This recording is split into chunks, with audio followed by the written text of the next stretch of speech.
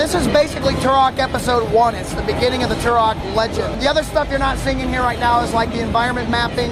In the final game, this is all reflective surfaces. The mid mapping's not working yet, but it's not a question of it like being a difficult thing to get working. There's only so much we could do to get, ready for the show. So we concentrated on some other optimizations rather than getting that stuff in. But you can see the actual environments and stuff hold up exceptionally well. Once the mid mapping's in, all that sparkling will be gone. Now this is 8 years of Turok.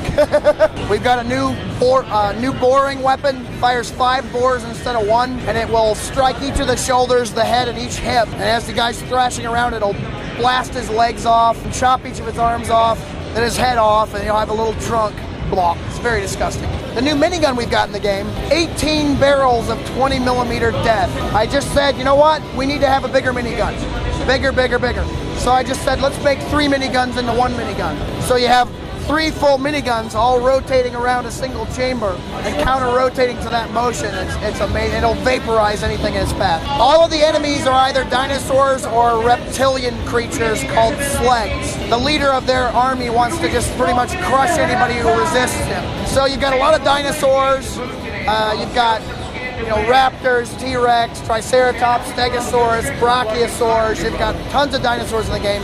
But you've also got, about 30 different derivatives of the enemy troops.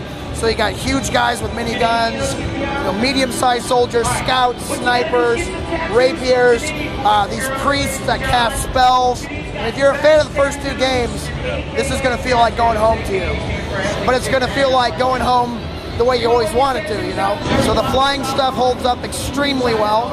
And we're always tuning out the particles and the lighting and stuff like that. Each of the systems handles color a little bit differently, and that just comes down to the fine tuning.